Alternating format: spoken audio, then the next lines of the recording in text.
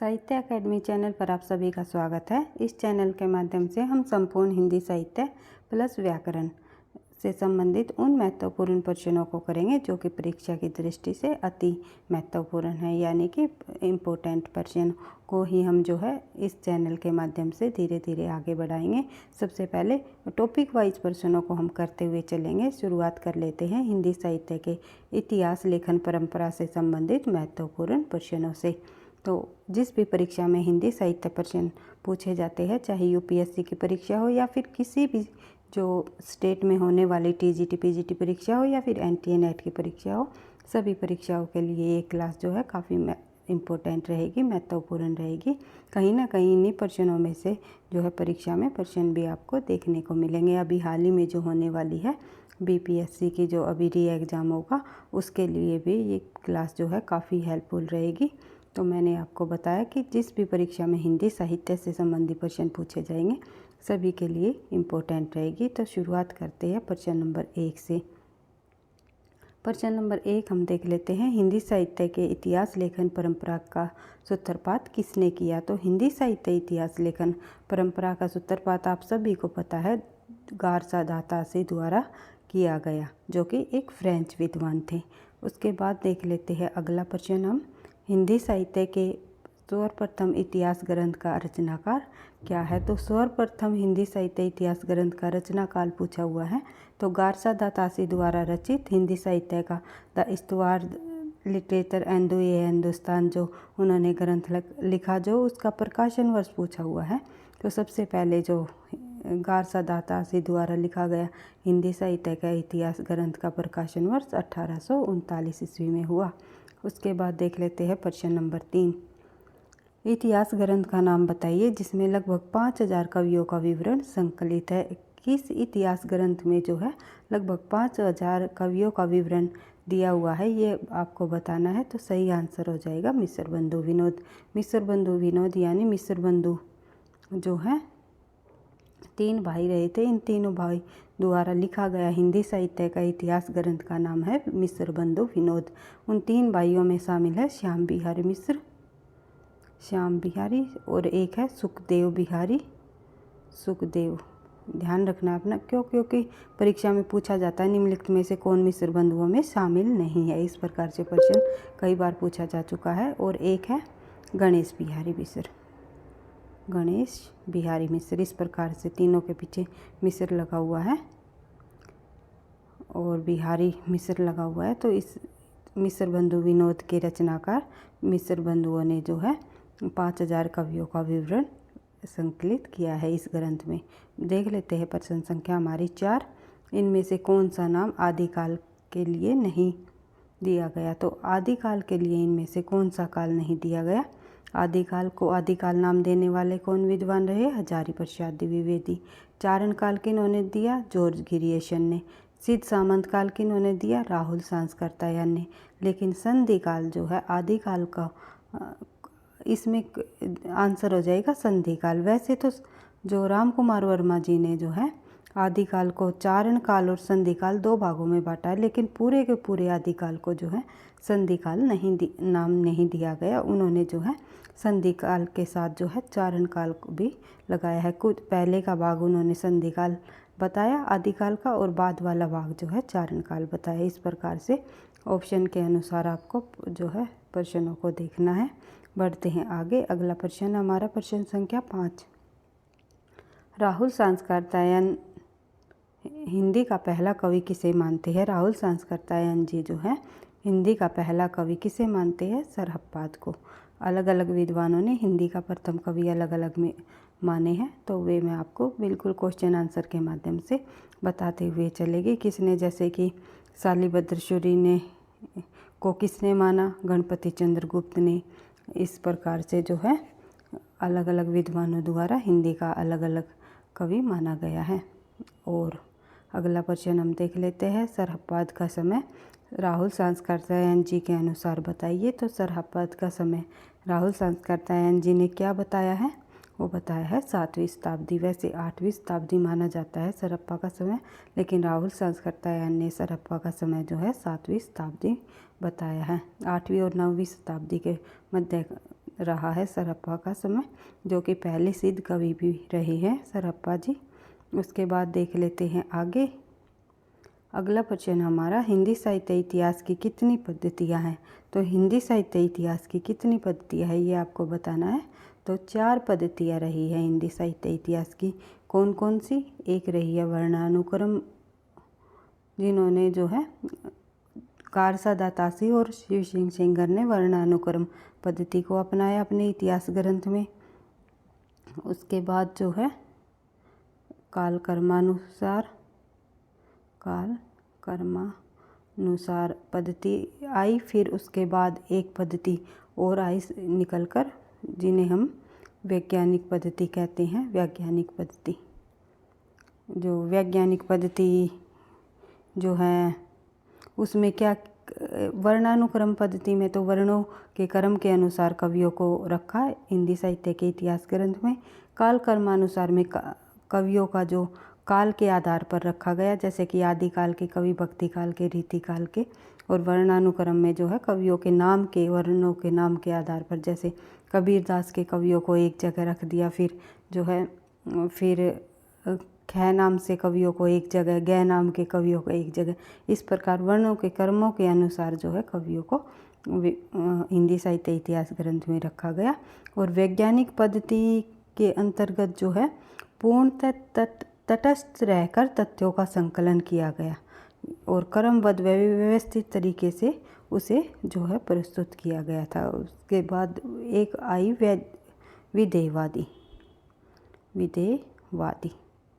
विधेयवादी पद्धति के अंतर्गत जो है, जैसे कि आचार्य रामचंद्र शुक्ल ने विधेयवादी पद्धति को अपनाया था। विधेयवादी पद्धति ही सर्वश्रेष्ठ पद्धति मानी गई है हिंदी साहित्य इतिहास लिखने की। इसमें जो है सुव्यवस्थित ढंग से जो है हिंदी साहित्य इतिहास के विधेयवादी पद्धति के इतिहास लिखने की परंपरा का सूत्रपात आचार्य रामचंद्र शुक्ल ने जब लिखा था, उसी आधार पर उन्होंने कहा था कि प्रत्येक देश का साहित्य वहाँ की जनता की चित्तवृत्ति का संचित प्रतिबिंब होता है। आदि से अंत तक इन्हीं प्रवृत्तियों की परंपरा को परखते हुए साहित्य परंपरा के साथ उनका सामंजस्य बिठाना ही साहित्य का इतिहास कहलाता है। ये विधेयवादी पद्धति के आधार पर कहा। उसके बाद देख लेते हैं अगला प्रश्न हमारा, प्रश्न संख्या 8। आचार्य रामचंद्र शुक्ल ने इतिहास लेखन में कौन सी पद्धति को अपनाया। आचार्य रामचंद्र शुक्ल ने इतिहास लेखन के अंतर्गत कौन सी पद्धति को अपनाया। अभी मैंने बताया था आचार्य रामचंद्र शुक्ल ने विधेयवादी पद्धति को अपनाया है इतिहास लेखन में। और विधेयवादी पद्धति के जन्मदाता पूछ लिए जाए तो तीन महोदय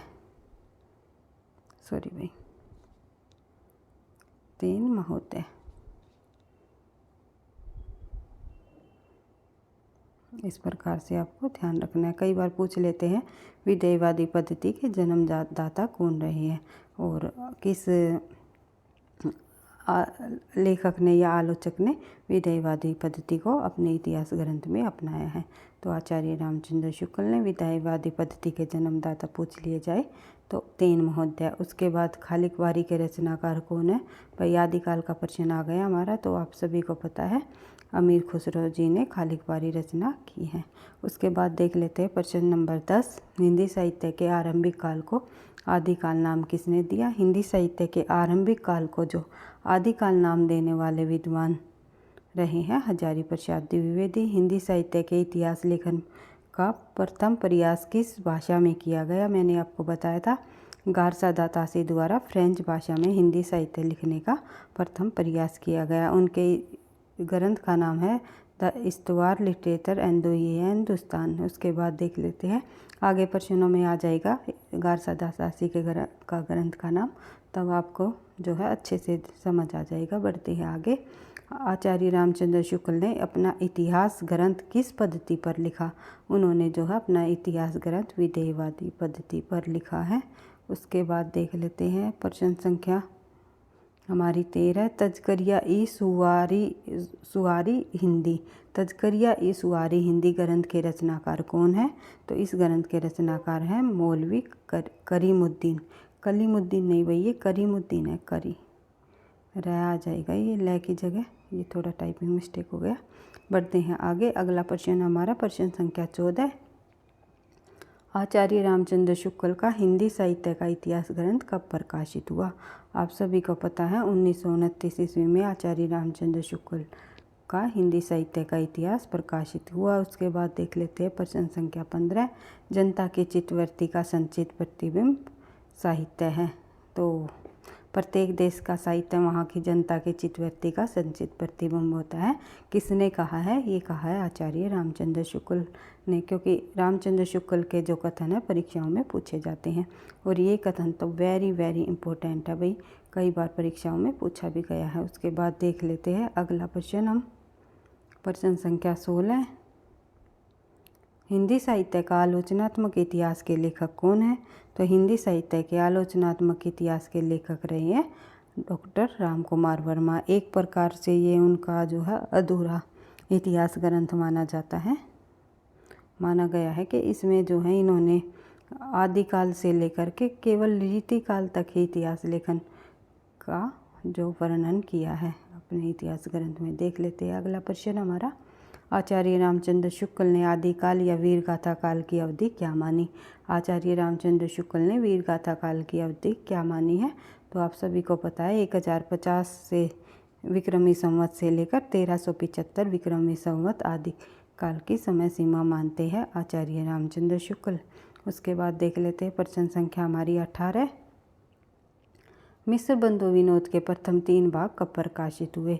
तो मिस्र बंधु विनोद जो मिस्र बंधुओं द्वारा लिखा गया हिंदी साहित्य का इतिहास ग्रंथ है, उसके जो प्रथम 3 भाग रहे हैं वे तो 1913 में प्रकाशित हुए, लेकिन जो चौथा भाग रहा वो 1934 में प्रकाशित किया गया। ये आपको ध्यान रखना है। बढ़ते हैं आगे।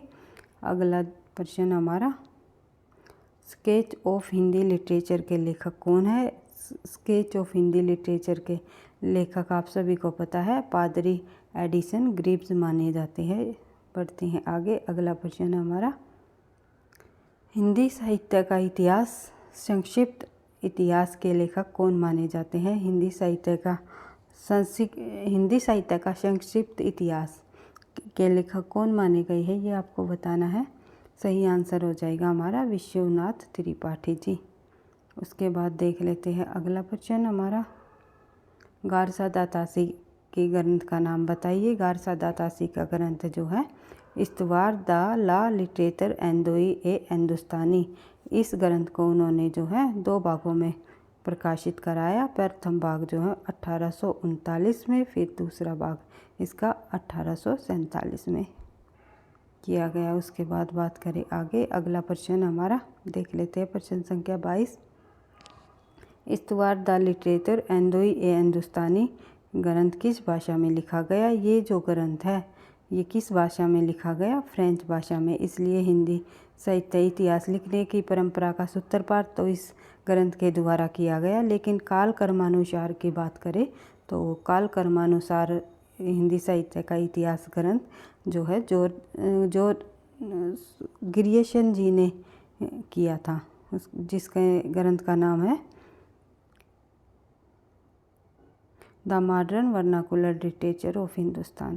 देख लेते हैं आगे। प्रश्न में आ जाएगा भाई प्रश्न संख्या हमारी 23। हिंदी कवियों का प्रथम व्यर्थ संग्रहकार कौन माने जाते हैं? हिंदी कवियों का प्रथम व्यर्थ संग्रहकार इनमें से कौन माने गए हैं? तो ये माने गए हैं शिव सिंह सेंगर जी। उसके बाद देख लेते हैं प्रश्न संख्या हमारी 24। अगला प्रश्न हमारी हिंदी साहित्य इतिहास लेखन में सबसे पहले काल विभाजन प्रवृत्ति निरूपण और मूल्यांकन किसने किया? सबसे पहले काल विभाजन की बात आ जाए, आपको सभी को पता है जॉर्ज ग्रियर्सन जी ने किया था सबसे पहले हिंदी साहित्य का काल विभाजन। उसके बाद बात करें आगे। प्रश्न संख्या हमारी 25। एशियाटिक सोसाइटी ऑफ बंगाल की पत्रिका के विशेषांक के सन 1888 में किस ग्रंथ का प्रकाशन हुआ? तो एशियाटिक सोसाइटी ऑफ बंगाल की पत्रिका के विशेषांक में जो है किस ग्रंथ का प्रकाशन हुआ? तो जॉर्ज ग्रियर्सन जी द्वारा लिखा गया उनका ग्रंथ है modern vernacular literature of Hindustan, 1888 में इसे एशियाटिक सोसाइटी ऑफ बंगाल की विशेष पत्रिका के विशेषांक रूप में प्रकाशित कराया गया। उसके बाद देख लेते हैं प्रश्न संख्या हमारी 26। तब का तुसुअरा के लेखक कौन है? तब का तुसुअरा के लेखक जो माने जाते हैं मौलवी करीमुद्दीन। उसके बाद देख लेते हैं प्रश्न संख्या हमारी 27। निम्नलिखित में से किस ग्रंथ को अंग्रेजी में उर्दू कवियों का इतिहास और उर्दू में हिंदी शायरी के तज़किरा कहा गया? तो ये है तज़किरा ए सूरा ई हिंदी। उसके बाद देख लेते हैं अगला प्रश्न हमारा प्रश्न संख्या 28। प्रश्न संख्या 28, हिंदी साहित्य की नींव का पत्थर किसे माना गया? हिंदी साहित्य की नींव का पत्थर जो माना गया वो माना गया the modern vernacular literature of Hindustan को। उसके बाद देख लेते हैं प्रश्न संख्या 29, इसमें असत्य कथन कौन सा है? तो असत्य कथन हम देख लेते हैं शुक्ल जी का इतिहास ग्रंथ 1929 में प्रकाशित हुआ। बिल्कुल सही है भाई। गारसा दाता से हिंदी साहित्य के इतिहास के प्रथम लेखक माने जाते हैं। हिंदी साहित्य लिखने की सूत्रपात भी इन्होंने किया, इसकी शुरुआत इन्होंने ही की थी। तो गारसा दासी प्रथम लेखक माने जाते हैं। बिल्कुल सही है। उसके बाद शिव सिंह सरोज के लगभग 1000 कवियों का विवरण है, ये भी बिल्कुल सही है भाई। शिव सिंह जो सिंगर द्वारा रचित हिंदी साहित्य इतिहास ग्रंथ जो है शिव सिंह सरोज में कितने कवियों का विवरण दिया गया है? 1000 कवियों का। और हिंदी साहित्य का आदिकाल डॉक्टर नगेंद्र ने की रचना है, ये हो जाएगा गलत, क्योंकि इसका जो आंसर हो जाएगा हिंदी साहित्य का आदिकाल के लेखक कौन है? वे रहे हैं हजारी प्रसाद द्विवेदी। हजारी प्रसाद आपको ध्यान रखना है भाई। उसके बाद हजारी प्रसाद ने जो है हिंदी साहित्य की भूमिका, हिंदी साहित्य का आदिकाल, हिंदी साहित्य का उद्भव और विकास जो है, इस प्रकार से उन्होंने 3 ग्रंथ लिखे थे। देख लेते हैं अगला प्रश्न हमारा प्रश्न संख्या 30। किस साहित्य इतिहासकार ने जनता की चित्तवृत्ति को काल विभाजन के आधार पर किया गया? फिर वही क्वेश्चन हमारा, वही प्रश्न किसी भी तरह घुमा फिरा कर प्रश्न पूछा जा सकता है। तो आपको जो है हर एक तथ्यों को समझ के साथ पढ़ते हुए करना है। जहाँ चित्तवृत्ति की बात आ जाए, जनता की चित्तवृत्ति की बात आ जाए तो समझ लेना आचार्य रामचंद्र शुक्ल द्वारा ये कथन कहा गया है, और उसी के आधार पर जो है इन्होंने हिंदी साहित्य के इतिहास का काल विभाजन जो है इन्होंने विधेयवादी पद्धति को अपनाते हुए किया है। विधेयवादी, इस प्रकार से आपको ध्यान रखना है। बढ़ते हैं आगे। अगला प्रश्न है हमारा, आचार्य रामचंद्र शुक्ल ने अपने इतिहास को कितने कालखंडों में विभाजित किया? तो आचार्य रामचंद्र शुक्ल ने अपने इतिहास ग्रंथ को, जिसका आचार्य रामचंद्र शुक्ल के इतिहास ग्रंथ का क्या नाम है? हिंदी साहित्य का इतिहास। हिंदी साहित्य के इतिहास नाम से ही उन्होंने हिंदी साहित्य का इतिहास ग्रंथ लिखा है आचार्य रामचंद्र शुक्ल ने। तो उसमें उन्होंने कितने कालखंडों को विभाजित किया है? हिंदी साहित्य इतिहास के कितने कालखंड बताए हैं? तो 4 बताए हैं। कौन कौन से? जैसे कि सबसे पहले उन्होंने बताया आदिकाल। आदिकाल को उन्होंने नाम दिया वीरगाथा काल।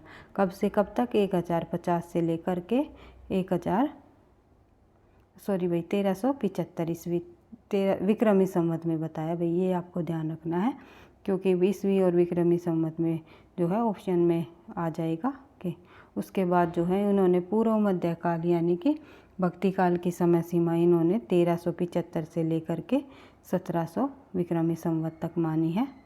1700 उसके बाद जो है इन्होंने रीतिकाल जो है उन्होंने उत्तर मध्यकाल को जो है की समय सीमा कब से कब तक मानी है? 1700 विक्रमी संवत से लेकर के 1900 विक्रमी संवत तक इन्होंने उत्तर मध्यकाल यानी रीतिकाल की समय सीमा मानी है। फिर चौथे नंबर पर इन्होंने जो है आधुनिक काल को गद्य काल की संज्ञा दी है।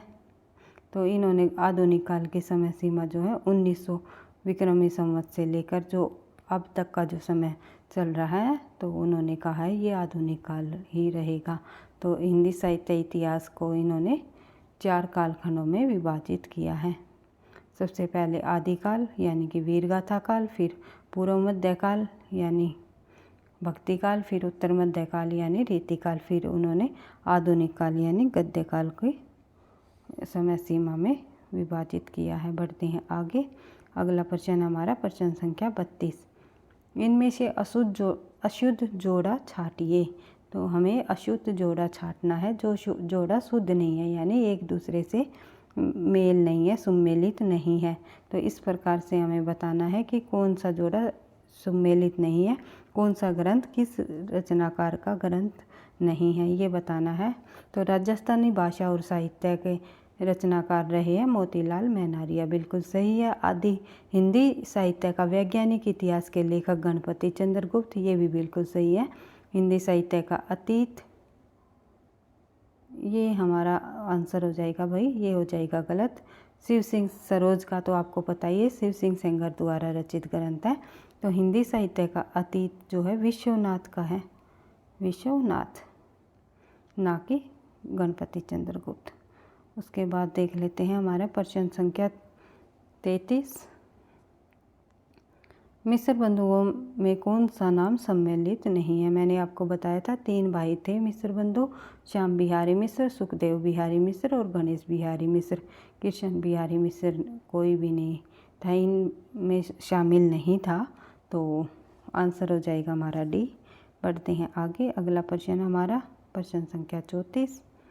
मिस्र बंधु विनोद में हिंदी साहित्य के इतिहास को कितने कालखंडों में विभाजित किया? मिस्र बंधु विनोद जो ग्रंथ है मिस्र बंधुओं का, उसमें हिंदी साहित्य इतिहास को कितने कालखंडों में विभाजित किया है? तो इन्होंने जो है, शुक्ल ने 4 कालखंडों में विभाजित किया है, तो मिस्र बंधुओं ने 5 कालखंडों में विभाजित किया है। उसके बाद बात करें आगे, हिंदी नवरत्न के लेखक कौन है? तो हिंदी नवरत्न के लेखक भी मिस्र बंधु ही है।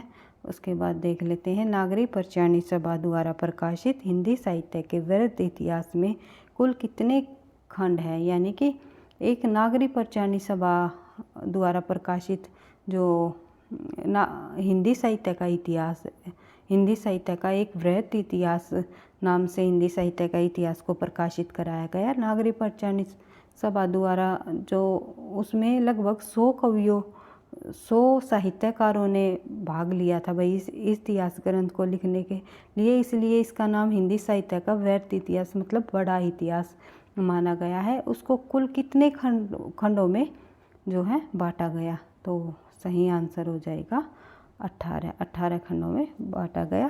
पहले प्रकाशित कराया गया था 16 खंडों में, फिर जो है बाद में 18 खंडों में प्रकाशित कराया गया। बढ़ते हैं आगे, अगला प्रश्न हमारा प्रश्न संख्या 37।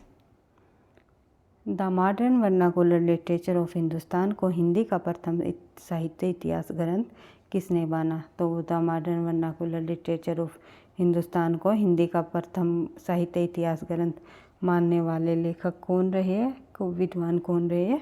तो किशोरीलाल गुप्त जी ने जो है the modern vernacular literature of Hindustan को हिंदी का प्रथम इतिहास ग्रंथ माना है और इस ग्रंथ का इन्होंने अनुवाद भी किया है। बढ़ते हैं आगे, अगर ये पूछ लिया जाए जॉर्ज ग्रियर्सन जी के the modern vernacular literature of Hindustan ग्रंथ का अनुवाद किसने किया? तो किशोरीलाल गुप्त जी ने।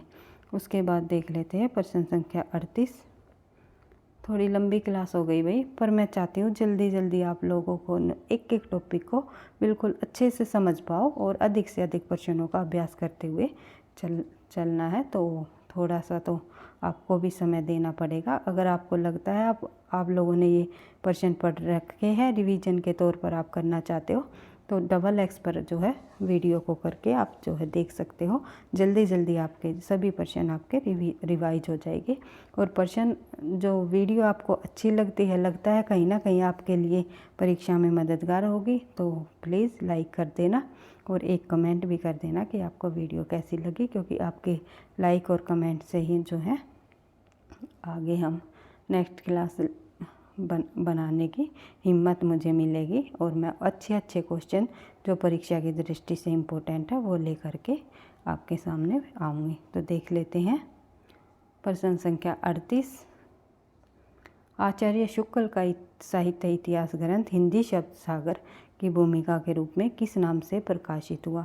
तो हिंदी शब्द सागर की भूमिका के रूप में शुक्ल का इतिहास ग्रंथ किस नाम से प्रकाशित हुआ, ये आपको बताना है। तो हिंदी साहित्य का विकास नाम से प्रकाशित हुआ। उसके बाद बात करें आगे, प्रश्न संख्या 39, आचार्य रामचंद्र शुक्ल कृत हिंदी साहित्य का इतिहास का प्रकाशन वर्ष बताना है आपको। अभी मैंने बताया था 1929 ईस्वी।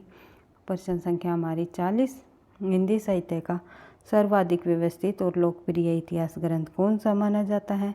तो सर्वाधिक व्यवस्थित और लोकप्रिय ग्रंथ हिंदी साहित्य इतिहास का कौन सा रहा है आज तक का? वो है हिंदी साहित्य का इतिहास, जो कि आचार्य रामचंद्र शुक्ल द्वारा रचित है। उसके बाद देख लेते हैं प्रश्न संख्या 41, हिंदी साहित्य के इतिहास का प्रस्थान बिंदु किसे कहा जाता है? तो हिंदी साहित्य के इतिहास का प्रस्थान बिंदु कहा गया है शिव सिंह सरोज को। शिव सिंह सिंगर द्वारा ग्रंथ जो है शिव सिंह सरोज का हिंदी साहित्य इतिहास का प्रस्थान बिंदु माना गया है। उसके बाद देख लेते हैं अगला प्रश्न, डॉक्टर ग्रियर्सन ने अपने साहित्य इतिहास सर्वाधिक सहायता किससे की? तो डॉक्टर ग्रियर्सन ने अपने साहित्य इतिहास की सर्वाधिक सहायता किससे ली, यानी ये पूछा हुआ है, तो शिव सिंह सरोज से ही इन्होंने ली, क्योंकि शिव सिंह सरोज और गारसा दातासी द्वारा द इस्तवार लिटरेचर एंड द हिंदुस्तान, ये दो ग्रंथ जो है जॉर्ज ग्रियर्सन से पहले प्रकाशित हो चुके थे। इन्हीं की सहायता लेकर इन्होंने जो है अपने ग्रंथों अपना जो हिंदी साहित्य के इतिहास का ग्रंथ लिखा, और जो भी उन ग्रंथों में जो सुधार का योग्य करने के योग्य चीज़ें थी वो अपने ग्रंथ में इन्होंने सुधार भी करते हुए इतिहास ग्रंथ को लिखा है। उसके बाद देख लेते हैं प्रश्न संख्या 43, the modern vernacular literature of Hindustan में वर्णित कवियों की संख्या। इसमें वर्णित कवियों की संख्या बतानी है। जॉर्ज ग्रियर्सन द्वारा रचित इतिहास ग्रंथ the modern vernacular literature of Hindustan में 952 कवियों की संख्या रही है। उसके बाद देख लेते हैं अगला प्रश्न है हमारा प्रश्न संख्या 44, हिंदी के विदेहवादी इतिहास के आदम प्रवर्तक शुक्ल जी नहीं प्रयुक्त ग्रियर्सन है। विदेहवादी साहित्य इतिहास के आदम प्रवर्तक शुक्ल जी को नहीं बल्कि ग्रियर्सन जी को माना किस विद्वान ने, ये आपको बताना है। वैसे तो विदेहवादी के जो साहित्य इतिहास के प्रवर्तक 3 महोदय माने जाते हैं, लेकिन शुक्ल जी ने सबसे पहले विदेहवादी पद्धति को अपनाते हुए अपने हिंदी साहित्य का इतिहास ग्रंथ लिखा है। लेकिन किसी इनमें से एक विद्वान ने जो है शुक्ल जी को नहीं मानते हुए जॉर्ज ग्रियर्सन को माना है। इनमें से वे विद्वान कौन है? जॉर्ज ग्रियर्सन, भाई ये तो ऑप्शन में आ गया तो इसका कोई मतलब ही नहीं है। प्रोफेसर नलिन विलोचन शर्मा, उसके बाद जो है हजारी प्रसाद द्विवेदी या फिर आचार्य रामचंद्र शुक्ल। रामचंद्र शुक्ल भी कट जाएगा यहाँ पर। इन 2 ऑप्शन में से आपको बताना है सही आंसर क्या हो जाएगा। तो इस तरह ऑप्शनों का जो है आप एनालिसिस भी कर सकते हो, थोड़ी सी आपको समझ होगी तथ्यों की। जो है साहित्य इतिहास ग्रंथ की अगर थोड़ी सी भी आपको समझ होती है तो और प्रश्नों को जब आपके सामने आते हैं तो वो बेसिक समझ ही आपको काम आएगी। तो आंसर मैंने बता दिया इसका, हाँ हजारी प्रसाद द्विवेदी। ठीक है भाई, बढ़ते हैं आगे। अगला प्रश्न हमारा प्रश्न संख्या 45, the modern vernacular literature of Hindustan Hindi के अध्येताओं की दृष्टि का केंद्र बिंदु नहीं बन सका, क्योंकि क्यों नहीं बन सका भाई? क्योंकि वह अंग्रेजी भाषा में लिखा था, वह शिव सिंह सरोज पर आधार लिखा था। ये भी कारण नहीं है, क्योंकि शिव सिंह सरोज के आधार पर लिखा हुआ ग्रंथ है ये। इसमें साहित्य के विकास क्रम का सही निर्धारण नहीं है। इसमें साहित्य के विकास क्रम का बिल्कुल सही निर्धारण इस ग्रंथ में किया गया था। इसमें व्याकरण संबंधी अशुद्धियाँ हैं, ये कारण भी नहीं हो सकता, क्योंकि ये अंग्रेजी भाषा में लिखा था। इसलिए जो है हिंदी के अध्येताओं की दृष्टि से केंद्र का बिंदु नहीं बन सका। बढ़ते हैं आगे। जो हिंदी जानते थे उनकी दृष्टि से जो है अंग्रेजी भाषा में होने के कारण उसके केंद्र बिंदु नहीं बन सका। बढ़ते हैं आगे। अगला प्रश्न हमारा प्रश्न संख्या 46, हिंदी साहित्य के इतिहास को आलोचक ढंग से समझाने का श्रेय किस लेखक को जाता है? हिंदी साहित्य के इतिहास को आलोचनात्मक ढंग से समझाने का श्रेय निम्नलिखित में से जो है पद्मलाल पुन्नालाल बख्शी जी को जाता है। उसके बाद प्रश्न संख्या हमारी 47 देख लेते हैं, हिंदी साहित्य इतिहास की रूपरेखा से प्रयुक्त हिंदी के मुसलमान कवि नामक पुस्तक के लेखक कौन रहे हैं? तो गंग प्रसाद सिंह जो है गंगा प्रसाद सिंह जो है हिंदी के मुसलमान कवि नामक पुस्तक के लेखक रहे हैं। यहाँ पर हमारे एक जैसे भाई 2 ऑप्शन हो गए, तो इसलिए इसको यहाँ पर काट करके कुछ और नाम लिख देते हैं, जैसे कि आचार्य रामचंद्र शुक्ल ही लिख देते हैं, रामचंद्र शुक्ल। आप समझ सकते हो भाई थोड़ा सा लिखने में दिक्कत होती है, तो धीरे धीरे जो है हर एक चीज़ों का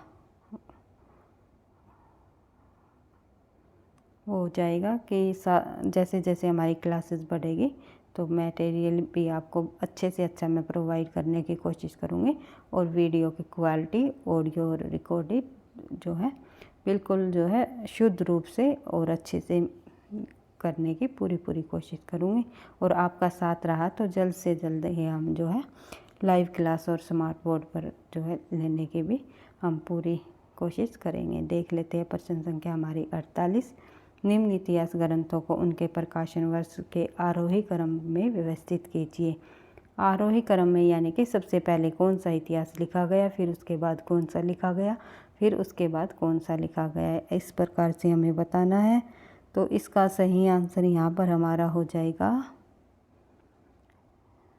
इसका आंसर हो जाएगा हमारा भाई डी, क्योंकि हिंदी साहित्य की भूमिका जो है सबसे पहले लिखी गई, सॉरी ये आचार्य प्रसाद द्विवेदी द्वारा, सी आंसर हो जाएगा हमारा। यहाँ पर जो है हिंदी साहित्य मिस्र बंधुओं द्वारा लिखा गया, हिंदी साहित्य मिस्र बंधु विनोद जो ग्रंथ है वो लिखा गया मिस्र बंधुओं द्वारा, और किस सन में लिखा गया, 1913 में। प्रथम 3 भाग 1913 में प्रकाशित हुआ और चौथा भाग 1934 में प्रकाशित किया गया। फिर हिंदी साहित्य का इतिहास लिखा गया रामचंद्र शुक्ल जी द्वारा 1929 ईस्वी में। 1913 के बाद आएगा 1929 ईस्वी में शुक्ल जी द्वारा लिखा गया। फिर हिंदी साहित्य की भूमिका जो है आचार्य प्रसाद द्विवेदी द्वारा। उसके बाद है हिंदी साहित्य का वैज्ञानिक इतिहास जो है गणपति चंद्र गुप्त द्वारा 1965 में लिखा गया था भाई, शायद आप एक बार चेक कर लेना। तो इस प्रकार से हमारा आंसर हो जाएगा सी। बढ़ते हैं आगे, अगला प्रश्न नहीं है हमारा भाई, ये प्रश्न इतने ही थे आज की क्लास में। अगर आप कल की क्लास में भैया हम जो है हिंदी साहित्य इतिहास के प्रमुख ग्रंथ जो कि बार बार परीक्षाओं में पूछे जाते हैं, इससे प्रश्नों की आपकी एक बार रिवीजन भी हो जाएगी। और जितने भी इम्पोर्टेंट ये ग्रंथ दिए हुए हैं, कम से कम 25-30 ग्रंथ के नाम मैंने लिखे हैं कि जो भी परीक्षाओं में पूछे जा चुके हैं, उन ग्रंथों को हमने लिया है। तो इन ग्रंथों को हम कर लेंगे नेक्स्ट क्लास में। तो आज की क्लास में बस इतना ही करेंगे, क्योंकि वीडियो बहुत ज़्यादा अधिक लंबी हो जाएगी, इसलिए कल की क्लास में कर लेते हैं हम हिंदी साहित्य के इतिहास के प्रमुख ग्रंथ। तो इस प्रकार से जो है हिंदी साहित्य लेखन परंपरा का हमारा टॉपिक नंबर 1 हमारा कंप्लीट हो गया। इसी तरह हम संपूर्ण हिंदी साहित्य की प्रश्न उत्तरों सहित इम्पोर्टेंट तथ्यों को करते हुए अपनी तैयारी को धीरे धीरे आगे बढ़ाएंगे। वीडियो पसंद आई तो आपको लाइक करना और दोस्तों के साथ शेयर करना। चैनल पर पहली बार हो तो सब्सक्राइब कर लेना, ताकि नोटिफिकेशन आपको समय पर मिलता रहे। थैंक यू, धन्यवाद।